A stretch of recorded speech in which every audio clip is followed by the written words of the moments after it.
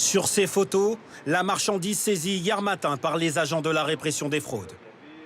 4,5 tonnes de fruits et légumes soupçonnés d'être francisés, c'est-à-dire étiquetés Origine France, alors qu'ils sont cultivés à l'étranger, notamment en Espagne et au Maghreb.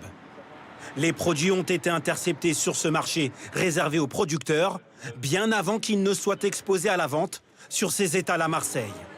Mais pour certains clients, la confiance est rompue. On m'a trompé. Si on marque que c'est Made in France et que ça vient d'ailleurs. Et sur les étals, on les retrouve au même prix que les produits français. Cette pratique commerciale trompeuse semble gagner du terrain.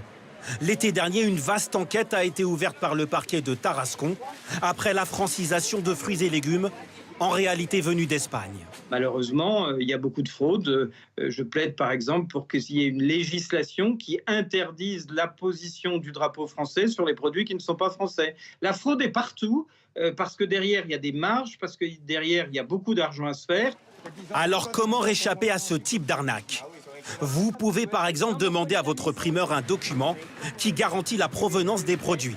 Donc là, vous avez, vous voyez, cerise, c'est marqué FR. Donc FR, ça veut dire France à chaque fois. Pour ce vendeur de melons, plus le produit est mûr, plus il a de chances d'avoir été cultivé en France. Tout simplement, si je vois que là, ça se décolle, par exemple, les petites tempêtes, c'est que c'est de Provence. L'Espagnol, il les coupe verts parce qu'ils ont 4 ou 5 jours pour qu'ils arrivent aux étalages et pour pas qu'ils s'abîment, quoi. 7 procédures pénales ont été ouvertes contre les producteurs soupçonnés de francisation. Si la fraude est établie, ils risquent 2 ans de prison et 300 000 € d'amende. Vous allez regarder les melons différemment à partir de maintenant. Autres produits alimentaires, les céréales, leur prix avait explosé avec la guerre en Ukraine, mais aujourd'hui ça va mieux. Ils sont en train de retrouver leur cours d'avant février, un peu comme le carburant. Ces baisses vont-elles se retrouver dans les rayons ? Ce serait logique, mais ce n'est pas encore le cas, comme nous le montrent Tiffaine Leproux, Gilles Parot et Frédéric Joffre. Dans vos dépenses du quotidien, avez-vous remarqué des baisses de prix ? Pas du tout. Pour l'instant, ça ne fait qu'augmenter. L'essence a baissé, oui. On a 400 trucs dans notre caddie, on en a tout de suite pour 50 €, quoi. Alors y a-t-il vraiment une baisse ? Certes, vous ne le voyez pas, mais depuis quelques jours, les cours mondiaux fléchissent. Celui des céréales, moins 25% par rapport à mai dernier. Celui du baril de pétrole aussi. Son prix vient de passer aujourd'hui sous la barre des 100 $. Mais ces baisses sont fragiles.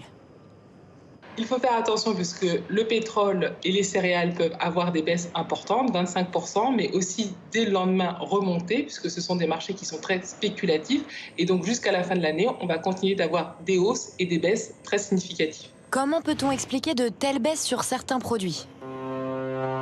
Rappelez-vous, il y a 2 jours, les ports ukrainiens ont enfin pu exporter leurs céréales. Le marché s'est alors détendu et le cours avec. Allez-vous alors constater ces baisses sur votre ticket de caisse ? C'est possible, mais pas pour tous les produits. Sur le ticket de caisse, on aura plus facilement des baisses et des hausses de carburant que des baisses et des hausses du paquet de pâtes. Pourquoi ? D'abord, pour qu'une hausse se répercute sur un produit alimentaire, cela prend beaucoup de temps. Deuxième raison, les céréales, ce n'est par exemple que 7% du coût de fabrication d'une baguette. C'est 3 fois moins que l'électricité et l'emballage. Alors pour observer une réelle baisse, il faudrait que les cours du gaz ou de l'électricité chutent à leur tour. Et d'après les spécialistes, ce n'est pas prévu.